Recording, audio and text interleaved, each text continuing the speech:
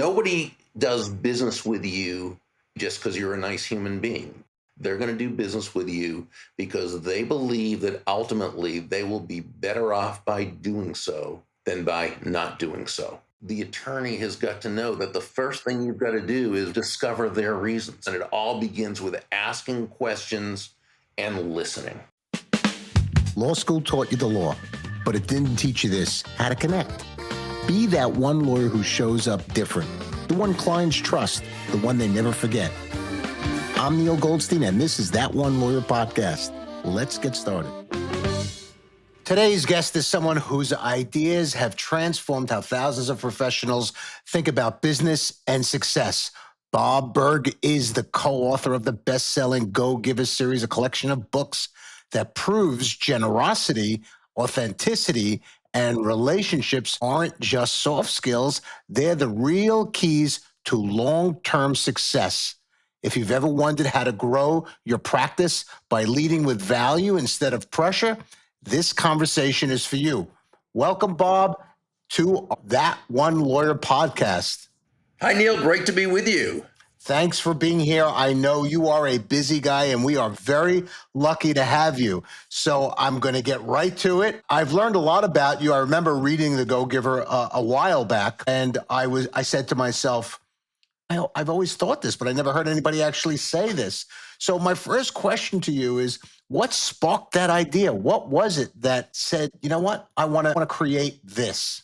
Well, I guess the initial spark was back in the 90s. I had my first book out. It was called Endless Referrals, and the subtitle was Network Your Everyday Contacts into Sales. And it was really a book for entrepreneurs, salespeople, although there were lawyers who used it to build their practice.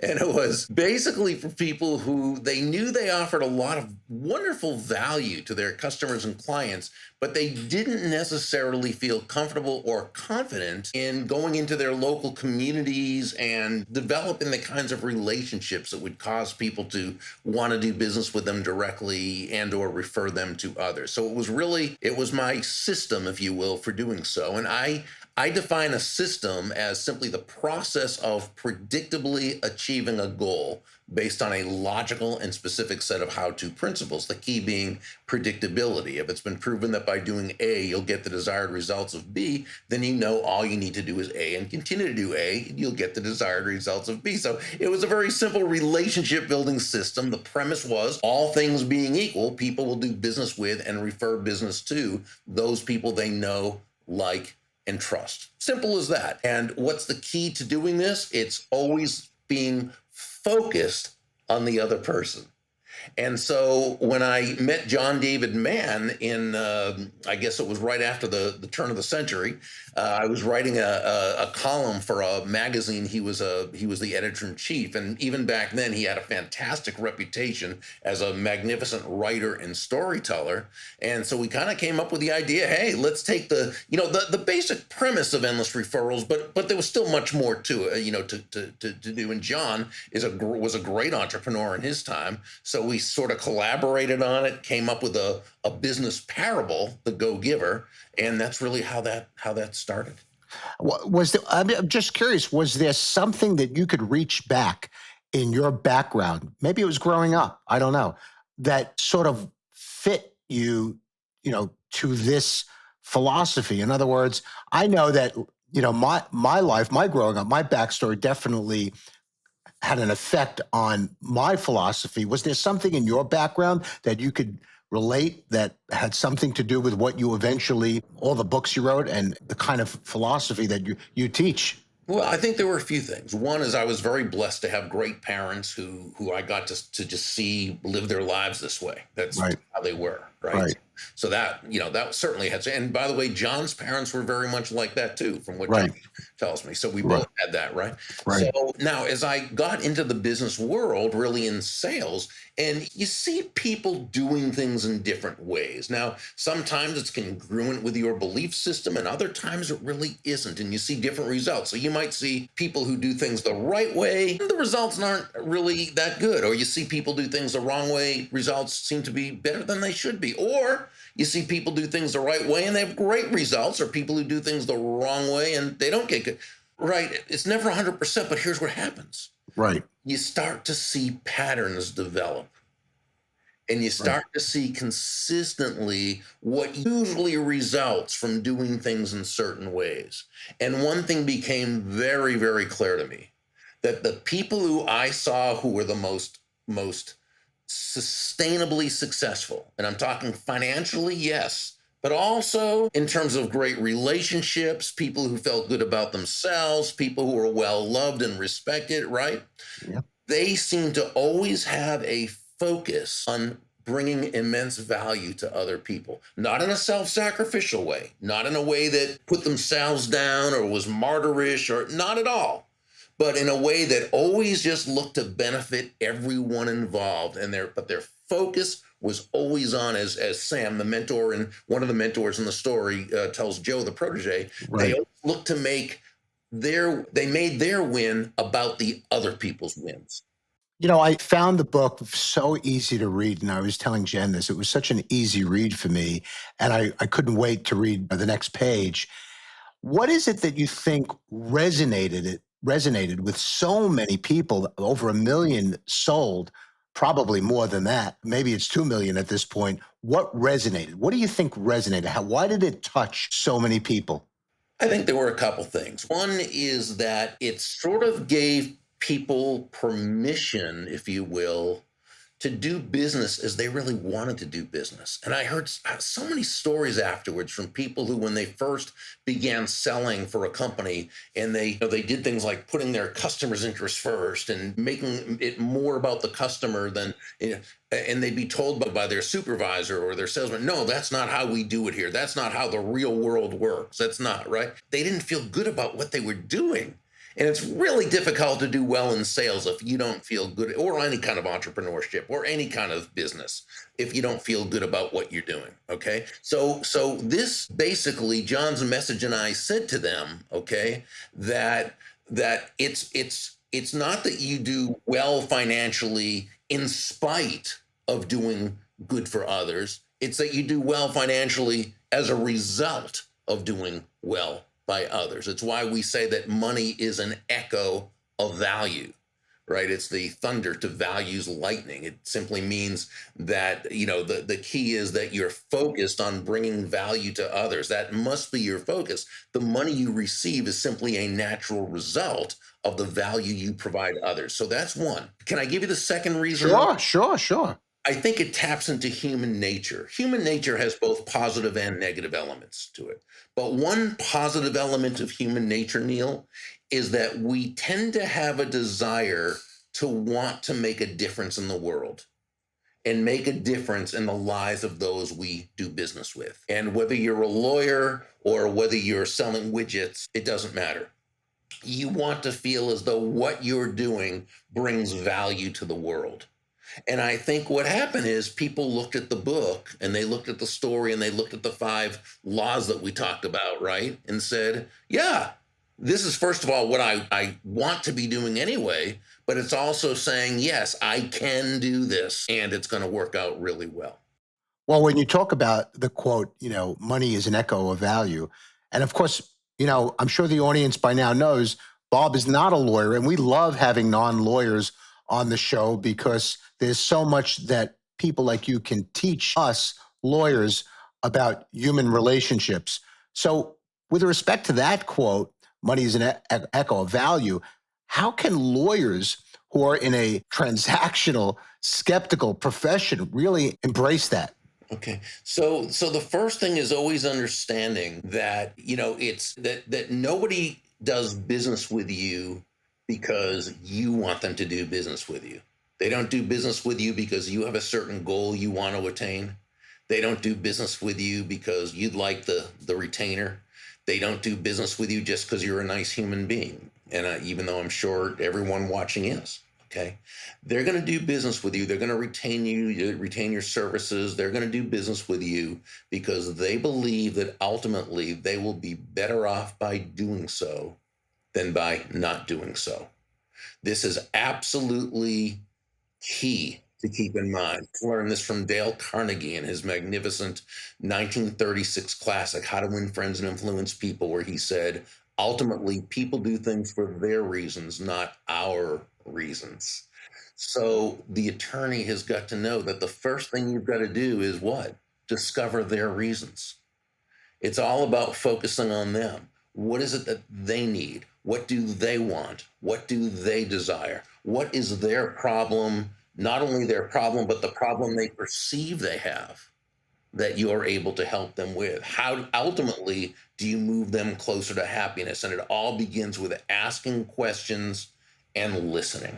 Yeah, I've been criticized often by my brethren because when I meet potential clients, I open up our conversation with this. I say to them, "Tell me something about yourself," and that starts a conversation that we have for about a half hour that has nothing to do with whatever they want to consult with me about. It's just getting to know each other, Mhm. and to me, that is at least part of the secret sauce of being successful, however you want to define that in your business. And in law, it's really no different, even though it seems like it is.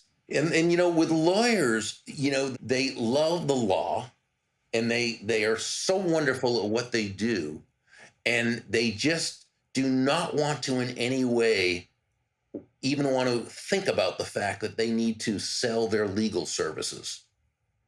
And yet that's exactly what you have to do. Yeah, you have to stop selling, right? Well, Well, you don't. Yeah, you don't pitch yeah, well, your. yeah, so let me share something, if Yeah, I may, okay? yeah, sure. Yeah, you are selling legal services, but we have to ask what is selling because it always begins with the premise. And the reason why a lot of lawyers, as well as a lot of other people, including sales professionals, don't like to think of what they're doing as selling, right? People say, "Oh, I don't like selling." No, it's not that you don't like selling, it's that you don't like what you think selling is.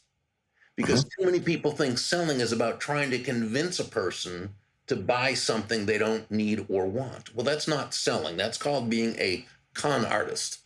And Right. that's not what any of us want to be. Okay, so of course you would, but what is selling? First, selling by definition is simply discovering what the other person needs, wants, and desires and helping them get it. But what is the essence of selling? Well, the Old English root of the word sell was salan, which meant to give. So Mhm. when you're selling, you're literally giving. Now, somebody could say, wait a second, that's just semantics. When you're selling, what are you really giving? Well, let's say you are in a sales conversation, okay? Let's say, so in other words, you have a prospective client in front of you, okay? You are selling, you are in a sales conversation. What are you giving? Well, I suggest you're giving them time, attention, counsel, education, empathy, and ultimately immense value. So when you're selling legal services, that's what you're selling, that's what you're giving them, right? Now, when you look at it that way, now you can say, okay, yeah, I'm happy selling legal services because what I'm giving them all of that. Do you think that is part of your philosophy of selling? That is part of giving. Do you think part of that should be sharing some level of an emotional bond? What I mean by that is often when I speak to people, potential clients, I share a piece of my story with them when it's appropriate and when it's right. And often that triggers uh, a trust factor that Sure. you can't lose. So do you think that those types of things are important? Yes, and as you say, when appropriate. Right. Sometimes Right. it's not. Sometimes you have a person in front of you who is not that type, who wants to. Now, I'm the type of person as a client who Mhm. would absolutely help sell me on using your services. Right. I'll say 9 times out of 10, the emotional bond you cultivate with someone is going to lead much more to there because really, again, Correct. it's do they know you? Okay, yes. Do they like you? Sure. Do they trust you? And that like and trust has a lot to do with just how comfortable they feel with you. Do you think that your philosophy has gotten some interference with the digital age and AI? Only to the degree that somebody tries to replace the human touch with AI. And AI technology is not meant to replace the human touch. Okay, Right. it's there to help take it to a new level. Okay, so technology and this first happened when the internet, not when the internet, when the social media started coming. People say, well, but can people still, create these and cultivate these relationships with, online? And I always go back to, I've been in sales now for, I guess, 45 years, whatever it is. And when I first started, there was a technology I used to use in order to create relationships and follow through and close sales. It was called the telephone. And so, I mean, that was the technology, right? But now it's so much easier. And the internet, social media, and now AI makes it so much easier to meet people we may never otherwise meet, to be able to learn about them in a way we may never have before in order to prepare. But you know what? It's always the human to human connection. That is the difference maker. Right. So when I speak to young people, as I'm sure you speak to young people, I say to them, listen, technology and social media is a great way to introduce yourself to somebody else. But at some point, especially if you're a lawyer, at some point, you have to meet the client. The client's not going to sign the retainer generally unless they meet you in some capacity. And if you don't know how to connect with that client in a meaningful way that's authentic and not Machiavellian, then you're not going to get the case. You're not going to get the client. Yeah, a guy named Sean Colvin years ago, about maybe 7 or 8 years ago, he was the editor at large. He might still be, I'm not sure. He was the editor at large at Fortune magazine. He wrote a wonderful book called Humans Are Underrated. And the premise of the book was that even 20 years ago, the question was, what can humans do that technology can't do? Because there were certain things. Right. And this is even, again, 7 years ago, 10 years ago, whenever he wrote this, he said, Right. "There's nothing that humans being can do that technology can't do." So now that's no longer the question. Now the question is, what can human beings do that other humans will simply not accept from technology? Right. Very clever. And he gave us an example, and this is sort of a morbid example, so I apologize. But if someone is, let's say, has a loved one being operated on, and that person passes away during surgery, they do not want to be told about that from a printout. Okay. They want to be told that from a doctor or nurse who is kind, caring, and empathetic and relatable. Okay. And, it's the same, I think, in any profession, including law. I mean, technology can pretty much do the stuff. Okay. But as Sean Colvin said in his book, the ones who are going to be the most sought after, who are going to be the most valuable, who are going to make the most money, are the ones who can master the human skills. Some people call them soft skills. I don't think there's anything soft about them. I just call them people skills. And that's leadership, friendship, it's empathy, team building, collaboration, all the people things. And that's the more technology becomes prevalent, and it's going to continue to be, the more powerful that high touch people skills are going to be. See, I don't see the Go Giver. I mean, it isn't just a business book. It's kind of like a lifestyle. It's a mindset. So how does that mindset show up as an example in your personal relationships? Oh, well, that's why as we did and this, of course, is I credit the great writing of John David Mann, because he can do that stuff. I'm a how-to guy. I'm step 1, step 2, step 3. Right. Yeah. So remember, we had a subplot about Joe and Susan. Yep. And we did it for that reason, because although it's a business book, and the publisher portfolio, Penguin Random House, is a business imprint, Right. we wanted to kind of put the idea across that universal laws and principles work across the board. So whether we're talking about success in terms of financial, physical, spiritual, mental, emotional, social, relational, what have you, it all works. And so it's the same when you're in a personal relationship. Is your focus on that other person? And is your focus on providing value to them in a way that they find it to be of value? One thing, go ahead. No, go ahead. Go finish your thought. One thing that people have an issue with in terms of value, I don't mean they have an issue with the book itself, but I mean just as far as in terms of understanding, is kind of confusing price and value and thinking they're the same thing, but they're not. Price is a dollar figure. Your fee, that's your price. That's a dollar figure. Value, on the other hand, is the relative worth or desirability of a thing, of something, to the end user or beholder. In other words, what is it about this thing, this product, service, concept, idea, counsel, representation, what have you, that brings so much worth to another person, right? That they will willingly, in this in the business world, exchange their money for this, okay, and be glad that they did. Well, in a person-to-person in a romantic relationship, personal relationship or what have you, it's the same thing. When you're looking to provide value to that other person, is it in a way that that person appreciates? There was a great book years ago, a whole series that the person wrote, The Five Love Languages. You might remember that book. And the premise of that book was that, we all receive and understand and relate to love in different ways.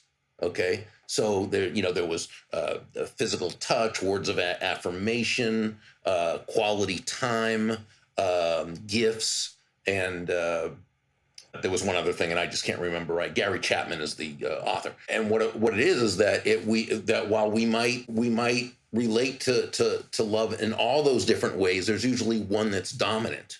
So if you have, let's say, one spouse who their love language is receiving gifts, that's how they really feel the love. But the other spouse, it's words of affirmation, okay? So this one spouse is constantly, in their mind, giving value to the other through their words of affirmation, but it's not really touching that person. It's not a value. It's the relative worth or desire, but it's not a value to that person. So they don't feel like they're being loved. And this person who's lavishing them with words of affirmation doesn't understand why that person doesn't appreciate their words of affirmation, right? And Right. so both of them are speaking two different languages and not even realizing it. But here's the key. We've got to, just like in business, we've got to find out what the potential client values. We need to discover that other person's love language, if you will, or what they value.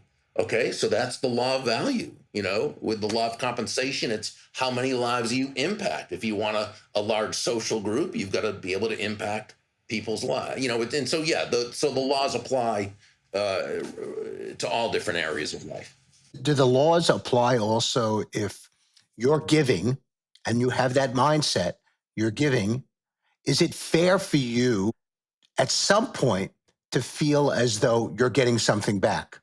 Because I understand the general idea behind having a giving mindset, but is it fair for a human being to say, okay, well, I've been giving, let's just speak hypothetically, to this person for a year now, and I don't really get anything back? Okay, so the answer is always, it depends, because it depends on the context of the situation. So remember, law number 5 is the law of receptivity. Right. Which is about the receiving part. Right. Right. You breathe out. Well, you have to breathe in. It's not one or the other. You can't really build a business if all you're doing is giving and not receiving. Right. So the question goes, why isn't this person? So if you're saying, well, I'm giving a lot to this person hasn't given anything to me. So what is it you're expecting? And again, this is just the context. What is it you're expecting from this person? Is this a person to whom you've given a lot of referrals and you're expecting them to give referrals back to you? Right. Okay, well, it sounds logical. So if they're not referring back to you, instead of just discounting them and saying, okay, well, I'm through with them, instead, you might want to approach that person in a kind, tactful, non-defensive way and just let them know how much you appreciate or how glad you are to be able to refer people to someone who is as capable as they are and so forth. I always appreciate referrals back, and I have noticed that I haven't received any from you. That's okay if there just aren't people that you would do that, but I just want to check and make sure it's not something I'm doing. That's fair. Yep. Yeah. Right. Okay. Now, if this person's just, they may not even know that they should refer you. They may not know what you do to the point that you assume they know, or you just don't know what the issue is. And maybe they did refer some people and those people just didn't call you. They should have called you to let you know. There could be a communication thing. I don't know. Or, Neal, it might turn out that person's someone we call a go taker. All they do is just take, and no, they don't. And so you might say to yourself, is this something that someone who I still want to refer to because they're so good that I know they serve my clients and I can, deal with that? Or should I be looking for another person in that field who I feel I can have a more mutually beneficial relationship with? So again, there's nothing about being a go-giver that says that you should be a doormat or a martyr or self-sacrificial in any way. It's just understanding that to the degree that you place your focus on serving others, you're creating that wonderful benevolent context for your own success. So, the younger generation right now, I know we're coming to an end soon, but I wanted to try and get at least a couple of questions out to a younger generation. Sure. So younger generation, they have grown up with digital all their lives, and they don't have the same people skills. I'm using your language. Yeah. What would you say to them if they said to you, Bob, can you give us some advice on how to use your mindset in this age of authenticity? Can you give us one or two practical tips of advice? Well, I would say, first of all, recognize that any relationships that you build, any business relationships you build, is never going to be about the technology.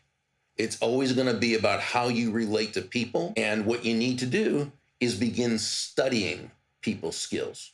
Start with Dale Carnegie's How to Win Friends and Influence People, then Difficult Conversations by Patterson et al. And then there's a number of books on people skills that people that they can get. But yes, make an absolute study of people skills, make a study of human nature. That's what's so important. It's understanding those general ways of being that people are. Well, I'm assuming, that there's more to your backstory that would help us understand how you became this inventor of human relationship skills within the business community. So I'd like to ask you one last question. Is there somebody that you lost in your life that if they came back, what would you say to them? Well, I lost my dad a few years ago, so I would, what I wouldn't give just to have one more conversation with him and tell him again how much I love him. Well, I think that's a good way for us to end the show. Thank you so much for sharing, because that's really key, especially for the people that are watching this particular podcast. And I hope to one day meet you in person, because I've read so much about you, and your book really, really, really helped me feel better about the things that I used to think about and still do. So thank you very much for being part of the show. And is there some place that if people want to work with you, if people want to find more about you, what they could do? Burg.com, BURG.com, and they can subscribe to if they'd like my daily impact email that we send out early in the morning. Thank you, Bob Burg. Thank you very much for being here. My pleasure, Neal. Thank you for having me. If something here hits home for you, don't keep it to yourself. Tap subscribe, drop a comment, and share this with a lawyer who needs to really hear it. This is That One Lawyer Podcast. See you next time.